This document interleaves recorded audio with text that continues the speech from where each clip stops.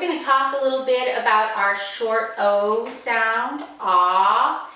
And O can either go O or ah, but we're emphasizing and really thinking about that ah sound. So I have a few items here that you might recognize.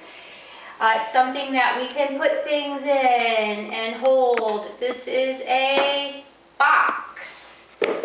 I have a pot with a top, another box, and a sock.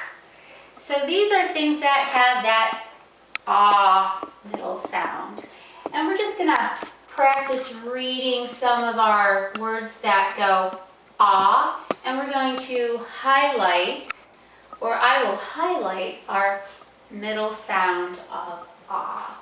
So here's our first sentence. You can read it along with me.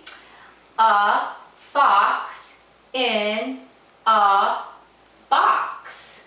So here we see our fox, our O going ah. So I'm just going to highlight that.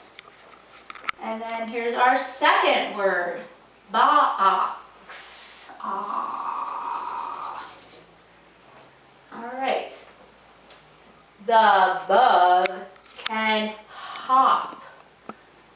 So which word has the ah in the middle? Think about it for 10 seconds. Oh, it is hop.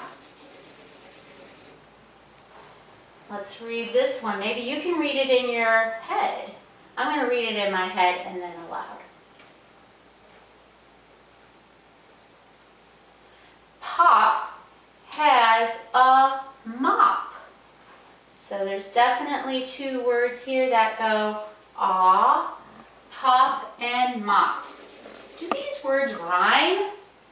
Just like box and fox? They sure do. Last one, a dog on a log. And here we go, our ah.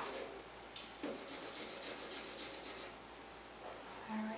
So right now I want you to think about a couple of more words that you can come up with on your own. And I will leave further instructions on our Flipgrid page of what you can do next.